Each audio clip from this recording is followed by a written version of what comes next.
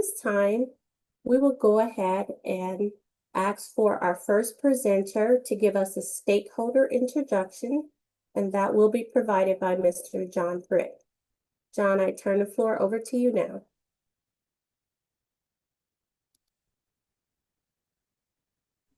Thank you, Monet. As always, that was a great introduction. So I get the honor of introducing someone new today, as I do every week. But first, here is just another peek at that B3 attendance form QR code, in case somebody's still filling it out. We do appreciate all of the vendors doing that. It makes our work so much simpler on the backside of things. So as always, the stakeholder introduction begins. And why do we do that? Is because we love to get to know others on the call. We build connections that lead to collaboration, possibly sometimes get new ideas for hobbies, but mostly to spotlight someone for 30 to 45 seconds and have a little bit of fun, possibly at their expense. We always ask, what do you like to do to relax or unwind? And this person loves hiking and just being outdoors. I will stipulate by saying all of the pictures until we get to the very last are all AI generated. Interesting facts. He's been married for 13 years, but have a young child. Most people think he's a newlywed. This is not the actual picture of their baby. Something others may not know, he worked in a car wash as a teenager. Man, I wish car washes still had those prices. He's been in data or EMS and healthcare for about 7 years. And he likes that he impacts the department and the island. That's a clue. Overall, handling EMS data billing as opposed to just working at the fire station, which is not bad work in and of itself. So, any guesses? I'm sure he's not here because I'm sure this is like 3 o'clock in the morning tomorrow in Guam. But welcome to Trent Haskamp. He's a firefighter 1, specializing in case management and billing section with the Guam Fire Department. I've gotten to know Trent over the past few weeks as he's done his onboarding, and he's going to be a great addition to the NEMSIS team or the NEMSIS group. If you've not been introduced, I would love to introduce you. As always, I will put a link in chat if you're on a computer, but you can do it through QR code. You can do this whole form on your phone. It's very simple and very easy. And that's all for this. Thank you, Monet. Thank you, John. You did an excellent job on that introduction, and we're so excited to meet our new colleague in Guam. All right. I would like to now turn some time over to Josh Nation. He will be providing an update on the V352 change request. Josh, are you ready for the screen? Yes, give me 1 second and I will share that out. Give me 1 second here. There we go. Making sure everybody can see my screen okay. Yes. All right, perfect. Before I get going, we're going to be continuing on from the last session. So we're going to go through the other change requests, the remaining 9 that we have. And a few reminders is that the chat is locked out, but the Q&A is open. So please, we encourage anybody, if you've got comments pertinent to the specific change request we're on, feel free to raise your hand and we can unmute you. And if you've got any points that you'd like to make on it, we do ask that you are courteous of others' time and please keep it in relation to the item that we're going to go over. I'm going to go ahead and just a quick reminder of the change request process. So right now, we're looking through, it's made it through the change request, was created through the help desk, and that was reviewed internally by NEMSIS Tech. Then it goes to the change request review committee, and then it goes through the various stakeholder calls, and then we all get to vote. Once that's done, it would then go to NHTSA, Office of BMS, for final approval. So right now we're taking a look to make sure everybody has a chance. One of the things I didn't mention on the last call is we do have a date. So the milestone that we've set is Friday, May 8th. That gives everybody enough time to look through this, because as we go through, yes, you can vote today. We want to make sure that if you're not comfortable with voting, if you need some more information, you absolutely, we've made sure that we've been sending this out to the various groups that we have, so you can get an advanced look. It's got links to the NIMPub, and you can review in depth. We have next month the quarterly meetings, which I'm going to be going in depth through these. So we just want to make sure that everybody has ample time to have a stake in voting. And of course, my email is up there as well. If you want some one-on-one time and you want to really dig into specific items, I'm happy to do so. Feel free to reach out. Looks like there's a question in there for a link to the QR for attendance. We're going to be showing that. We'll be coming back up when we show on the screen. And then there's also a link in the chat if you want to click on that as well. And there was a question by Karen. It looks like, can change requests still be made? Of course, you can make change requests at any time. We want to make sure all stakeholders can always put in change requests. We always look at all of them at any time. We're just saying for this group that's been pegged, and I'm sorry, I'll go back a step. We ask that everybody take a look at this by Friday, May 8th, or ask any questions if you have this. And this is for for consideration for version 3.5.2. Of course, this is going to be a minor release, so it would have to fit that criteria of being a minor item in order to carry on. But yeah, if it's something that needs to be brought in, it's definitely something we will take a look at. All right. So we're going to go ahead, and the first one we're going to take a look at is NIMPub 793, description update for E-Other-06. So right now in E-Other-06 type of work-related injury, there are two options that were requested to change. So the first option, sorry about that, violence, unwelcome, sexual attention, remarks, jokes, or gestures. So the change requested was that violence may be overstating a couple of these options and instead use the word aggression.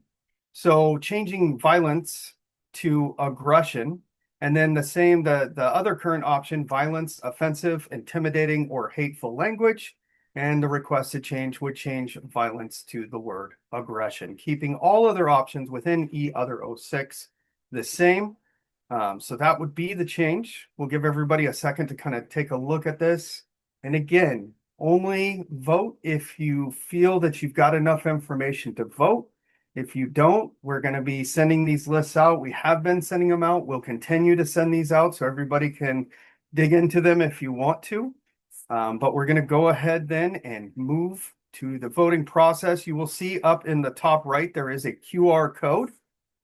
You can go ahead and click on that. We do show that there's already one yes vote in there. Don't worry, we won't, we'll note that that's already in play. So everybody take a moment. We've got no showing up here. We'll give everybody, I'd say, a minute or two just to get through here. And then we'll move on to the other items. I'm kind of monitoring the Q&A. I don't see any questions quite yet on this one. Looking good. Lots of activity. That's what we like to see. And again, that QR code's up in the top right. And you can cast that. Now, all the emails that were sent out while people are still kind of casting their vote, they have a link. So you can vote in that document that's being sent out to everyone as well, along with the NIMPub links. All right, it looks like things are kind of slowing down here. So we're going to go ahead and move. Oh, I say that, and there it comes again. So we'll give it just about 30 more seconds. Cast your vote, and then we will move on.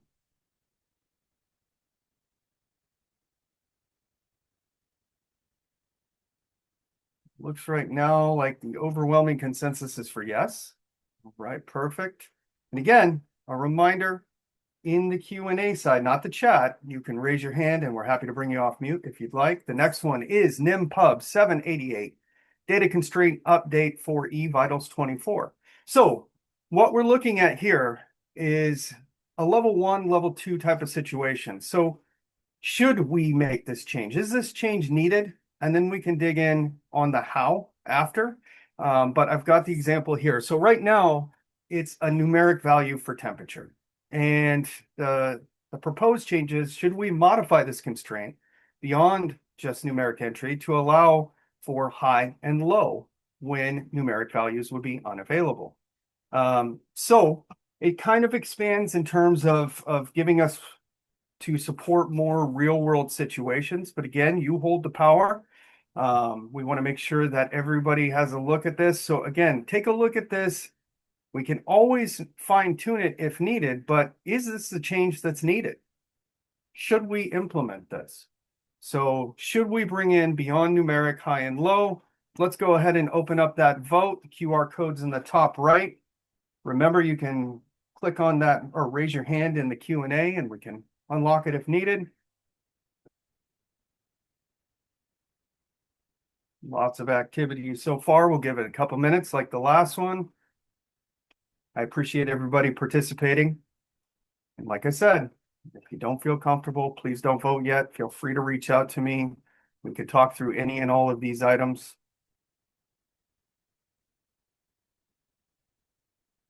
All right, looks like we're still moving. I like it.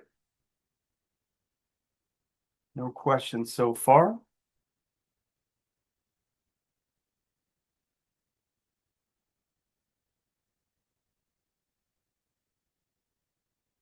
So it looks like the majority is going for no so far. We'll give it about, 20, 30 more seconds here.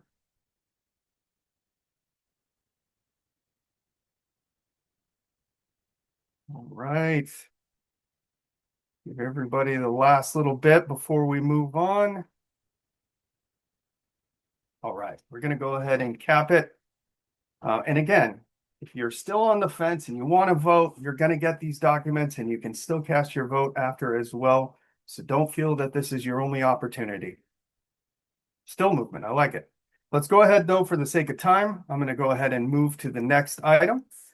New element, apartment, room, and suite. So right now we currently have it on the scene side where we have the apartment, room, and suite. And this is looking to expand to the other areas. So having the apartment information only collected for the scene, but not available without custom fields for patient and destination can create some long-term data handling issues.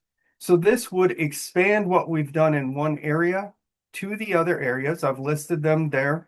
So we've got e-patient 05, patient's home address, e-payment 12, insurance company address, e-payment 26, closest relative or guardian street address, and we can see through there. So the ask for this is to expand what we've done in the one area. And again, we're looking at this as a level 1, level 2, so first strike is this a required change that we need to address? Is this something that should be done? That's what your vote's casting for. If we can always tinker, if we need to edit the exact elements, that's absolutely fine. But that's what this request is for. So we're going to go ahead and move on quickly to the vote side of things. We've got that QR code up. Start your engines, go ahead and start voting. Remember, you can still go ahead and go in. There is a reminder to make sure that you can use the rename to include the organization that you're with your name. So please do that.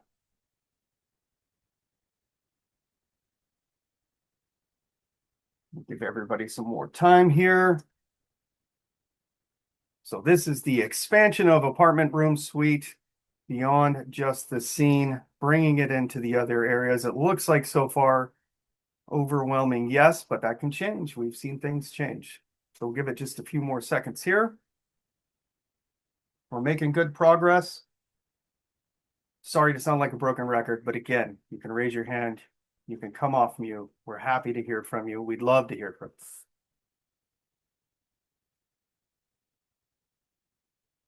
All right, we'll give it a few more seconds here.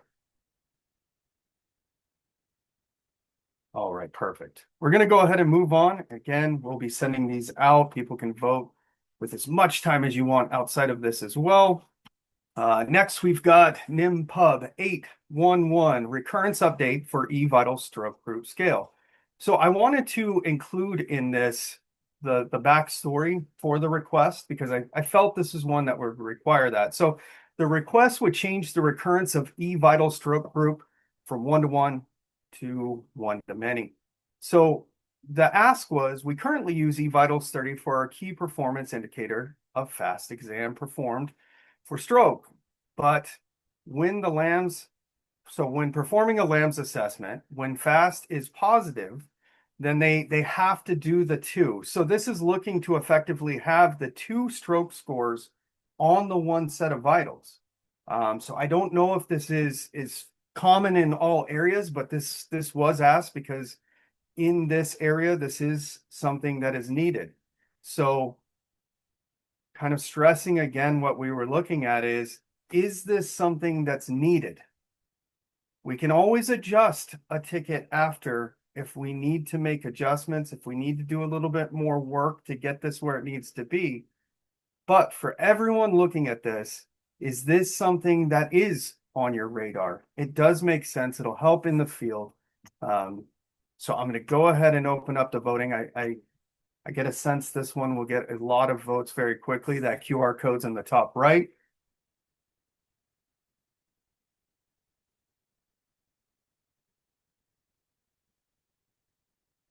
All right, we're off to the races. Lots of votes coming in. Perfect. Raise your hand in the Q&A if you would like to ask any questions. Come off mute. We're happy to hear from you. Use that QR code in the top right. And then as well, everything that we're sending out, you can take the time. You can click in the NIMPUBs. You'll see the mock-ups. You'll see the write-ups. You'll get to see everything in the quarterly meetings that are coming up.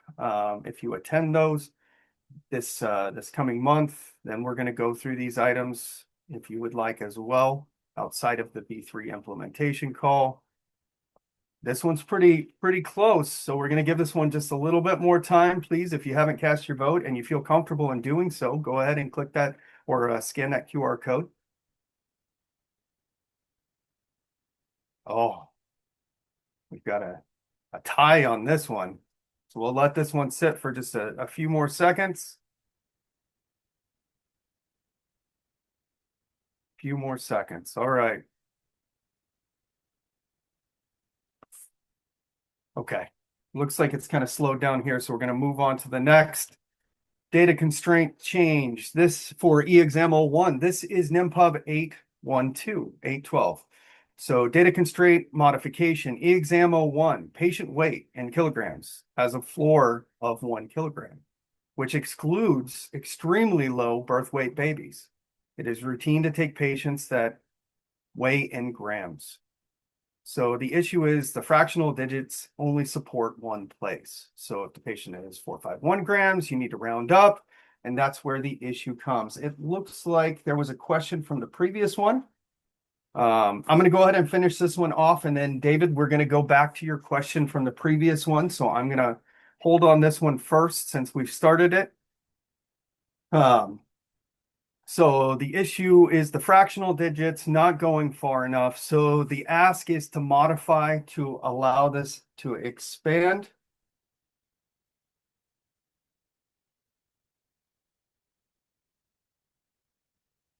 All right, looks like there's some questions about some upcoming ones, so we're going to hold on that. We'll get to that one. So David, I'm going to hold your two questions. We're going to focus on 812 right now, data constraint change for e-exam 01, and we are going to now open up that voting. Hey, Josh, just one correction on that. Yeah. The current minimum is 0.1 kilograms. 0.1. So that part's okay. I think the request is just about allowing more decimal digits. Correct. And perhaps I didn't say that correctly, but that is to allow more decimal digits. Right. Yeah. At the beginning there, it says it has a floor of 1 kilogram, which is it's actually 0.1 kilo. Great clarification. Thank you so much, Josh. All right. Yeah, and Josh, if I can add to this particular request, the biggest concern that was brought up regarding this is accuracy with medication dosing and correct equipment size when caring for these very small patients. So Right. just so everybody kind of has a little bit of background on that.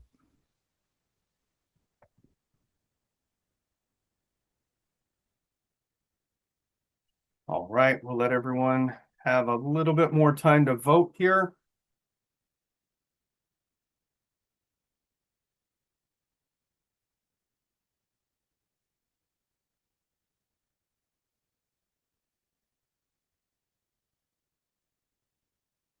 All right. Looks like we're doing good. Just a little bit more time, just a few more seconds. We'll leave it open and then we will continue on.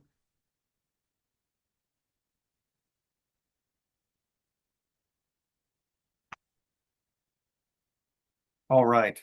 So this next one, NEMPUB 813, and this looks like, David, this would be your first comment.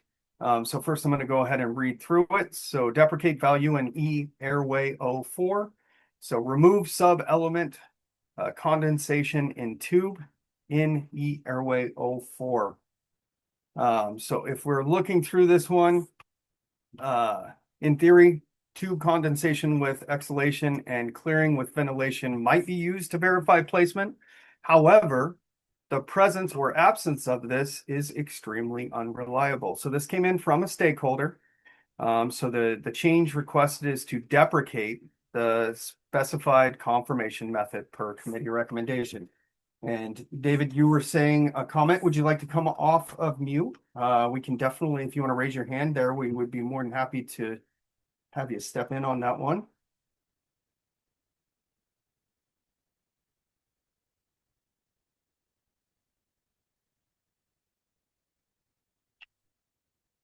So, okay, I don't. I'm sorry. Can you hear me okay? Yes, sir.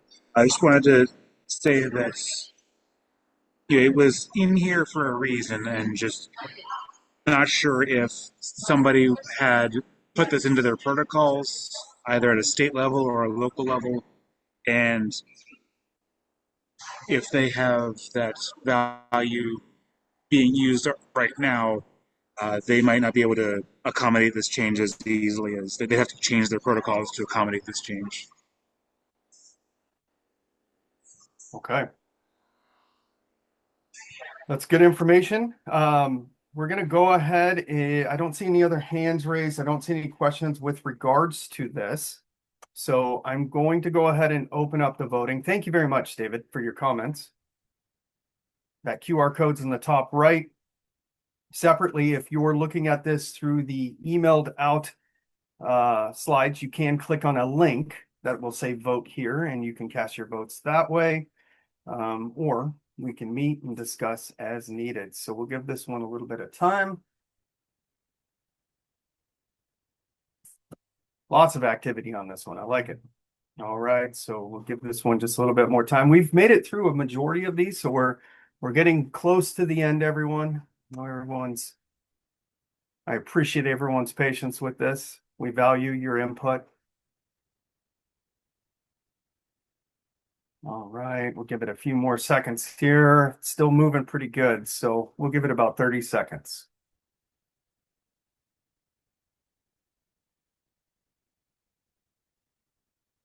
David, I see your next question there. I'm going to be answering that once we get to that item regarding the contact. So,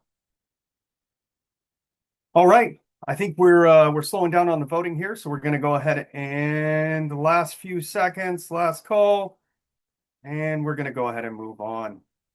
So NEMPUB 814, this is in regards to new vendor elements in eRecord. So what is this ask to do? So the ask is to add additional vendor-specific elements within eRecord section, including software contact name, software contact email, software contact phone. And this is just to expand the structured vendor documentation capabilities. We know that we want to make sure communication is open along the lines. David had made a comment, numerous questions and concerns. We maintain contact information for vendors. That is correct from our side.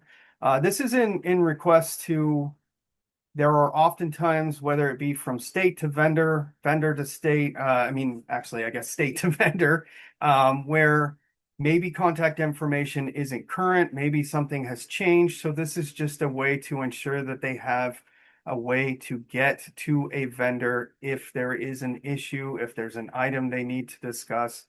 That's at the heart of this request. But again, all stakeholders hold the power in this one. So yes, we do maintain lists as they are provided to us. But this is for the specific record. If there are changes from one vendor to the next and the state is unaware, this is just, again, to expand that option so that they have contact information if they needed to. So for that, let's go ahead, and I don't see any open ones on this one. I'm going to open it up to vendor voting here. Let's see, new vendor element and e-record. That QR code's in the top right. And this is just to add contact information. So contact name, contact email, contact phone number. Everyone here can cast a vote if you feel comfortable in voting.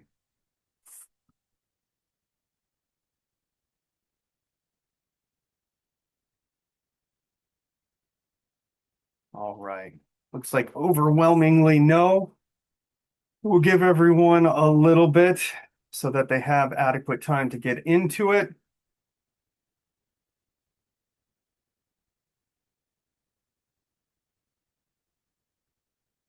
All right, last few seconds here. Cast your vote if you feel comfortable with it. That QR code's up there. Don't see any QA. I see no hands raised for comment.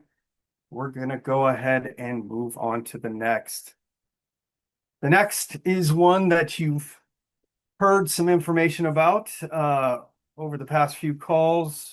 We've been talking about it, but NEMPUB 828, new blood documentation elements in e-medications group. So the change type is new elements. Data elements added is the e-medications group for blood administration documentation.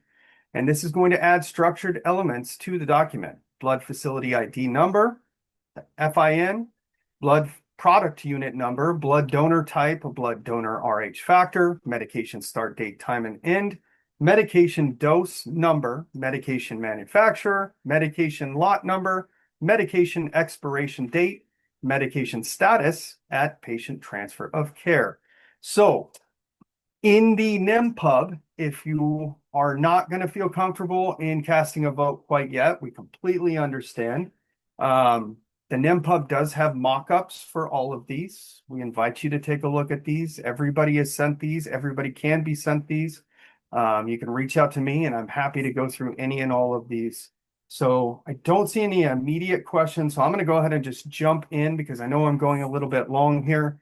And let's open this one up to some voting. So this is for those new blood documentation elements. The QR code is in the top right. Feel free to start casting your vote.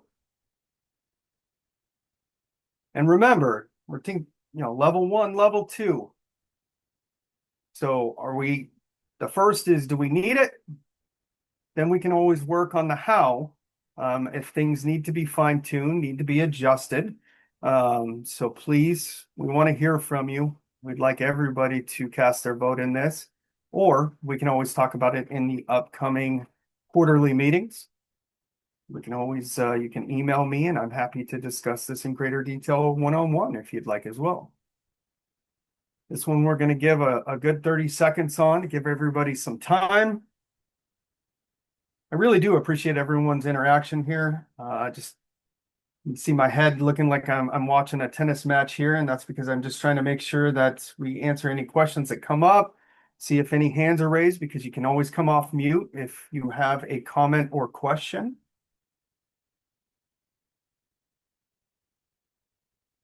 Yeah, Ridgely asked a great question. Is there another way to vote? I can't get the QR code to read. Absolutely.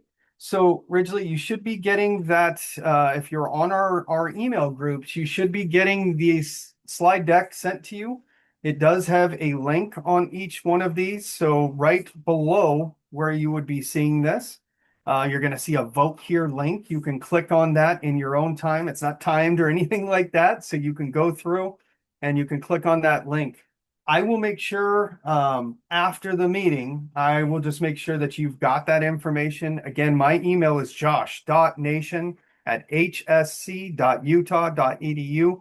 If you are not getting that email, please let me know. I can get you this document so you can vote in line outside of the QR code with link. Also, you know, if you want to talk through any of these things. All right. It looks like there is a question. Can you pop the voting URL in the chat? I can't immediately. So that is not something that I have access to do right now. But again, I can make sure that you have this list. I can make sure. Oh, did I get an assist here? Looks like Benji has put my email in chat. Let's see if I can make that bigger for you. It's not letting me make it bigger. So originally, I will make sure that we get you this so you can click on the link separately. Looks like Josh has put a link in there into the Yeah, Q&A. I think that's it. It's listed on the top left of that screen, so that should work. Okay.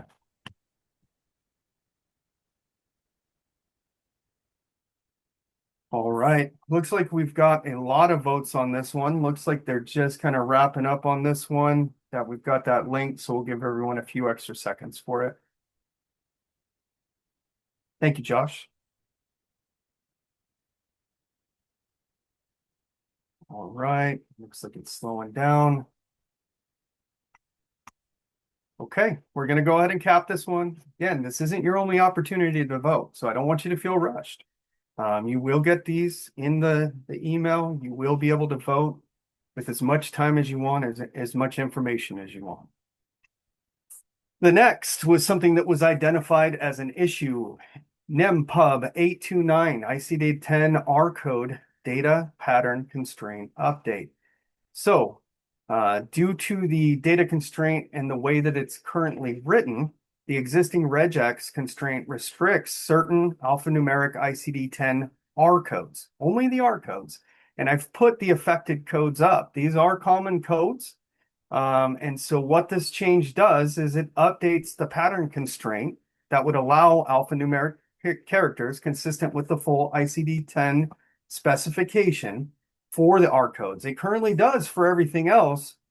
These codes were identified as issue, so we quickly got this request up, and this is one that we are going to be going through next. So I'll give you one last second to kind of take a look at the affected codes. Again, it's only the R codes, and it's due to the data constraint, the way it's written. That NEMPUB, if you're getting this in the email, shows you the mockup, shows you what the constraint problem was. For the sake of time, I'm going to go ahead and move over here to the vote. Hey, Josh, I'll just add that these particular R codes that you listed were added to ICD-10 on October 1st, 2025. So they're new codes, but we can't use them because the current pattern would not allow them. Thank you very much, Josh. Great information.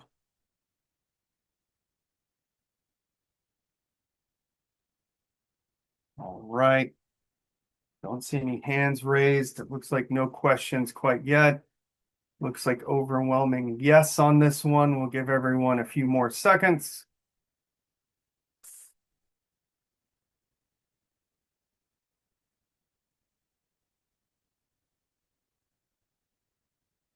And I will say that this will be the last item that we're going through today.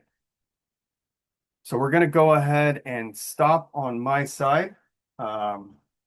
Everyone, I want to thank you. Remember, just going to go back to the very beginning here. It's also in the Q&A. My email is in there, but josh.nation@hsc.utah.edu. We would like everyone to take a look, ask any questions, make any comments before Friday, May 8th. So with that, I thank everybody for your time, and I'm going to go ahead and pass it back to Monet. Thank you so much, Josh. That was excellent. We really appreciate you going through all of that information. All right, everyone, you should be able to see the agenda here. And again, wonderful information. Thank you all for voting and for your questions as well.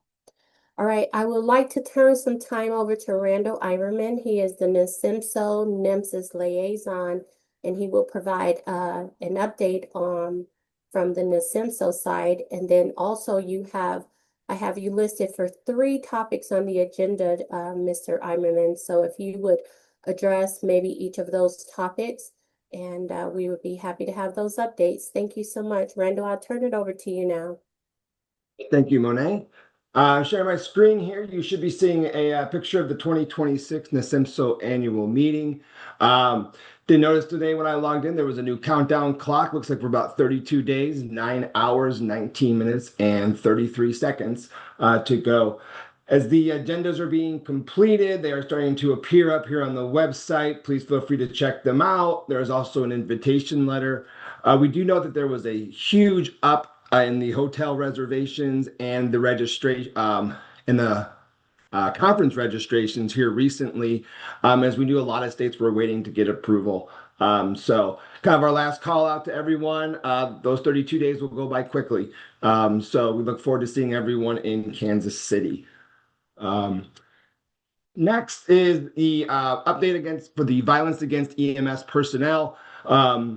Just wanted to share this flyer on Tuesday, April 7th, from 10 to 11 Mountain Time. There will be a online webinar training on all of the work that's been sort of completed with this hazardous data set. Please feel free to join that meeting. There is a QR code at the bottom of that invitation that will take you directly to the webinar for that.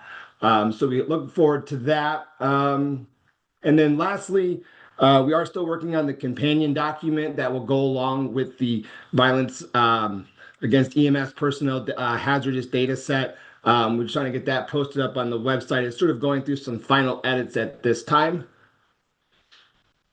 Any questions on the violence against the EMS personnel?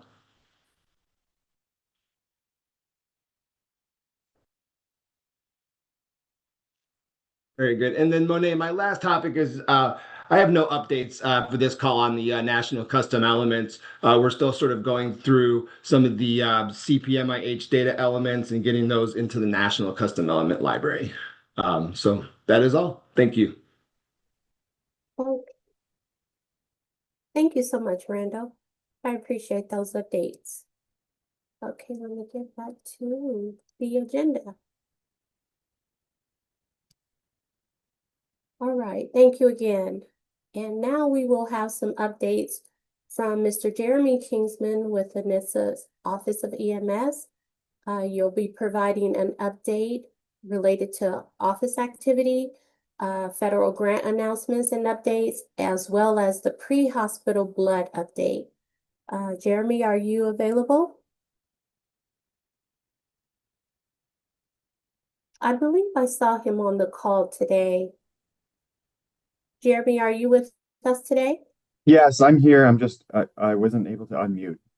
Okay, no worries. Thank you so much. I'll stop sharing if you would like to share your screen. I don't have a screen to share. It's looking like I'm not able to start my video because it's disabled, but that's okay. I don't need to come on video. Okay. I just have some quick updates today. No big updates from our office. I know I've in the past kind of mentioned a few things about where we're headed with FICAMS and NEMSAC. No updates on those two programs that we administer out of our office, but as soon as I have more details, I will make sure to let folks know. No other big updates to share from the Department of Transportation or NHTSA on today's call. As always, if folks have just general questions about things going on at DOT or NHTSA, please feel free to reach out to us. We're happy to communicate with you all via email or phone call anytime. Just transitioning here to grant announcements. SS4A, the next opportunity, notice of funding opportunity, has not been announced yet, but our understanding is that it should be announced by the end of this month.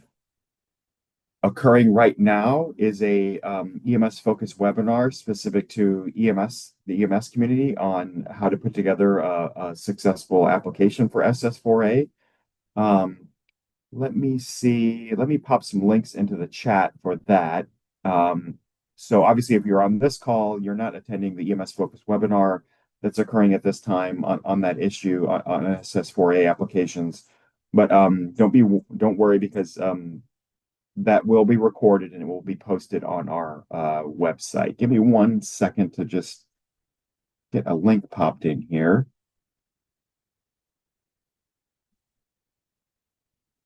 So one.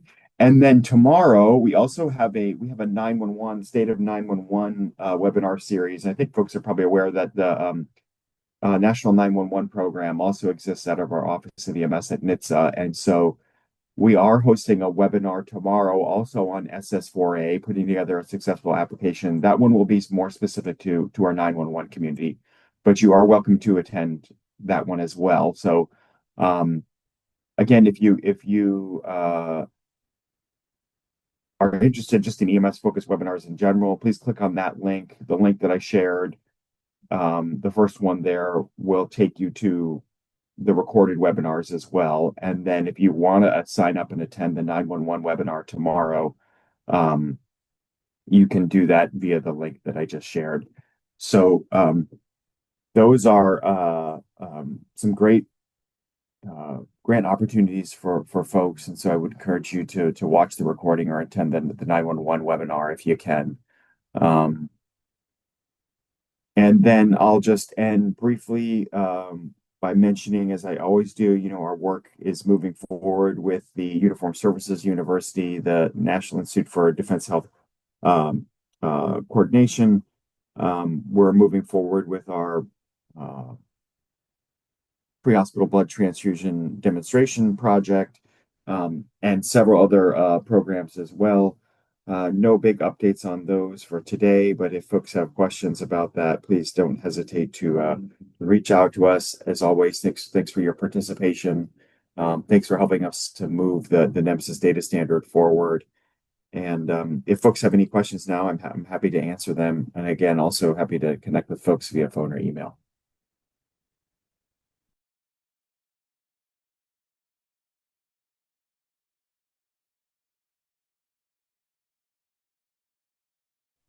Okay, thank you so much, Jeremy. I did not see any questions for you in the chat. All right. So I would also like to mention, thank you again, Mr. Kinsman, for your updates. And I would also like to thank Mr. Eimerman for providing the flyer or showing you the flyer about the public training that's coming up on April 7th. The time is actually 10 a.m. to 11, which is Mountain Time. And so we will definitely get the flyer out to you so that you have that information and you can save it in your calendar. And at this time, I would like to open it up for open forum. If you have any questions, comments, anything that you would like to address today, go ahead and put it in the Q&A or raise your hand and we'll bring you off of mute so that you have an opportunity to ask your question.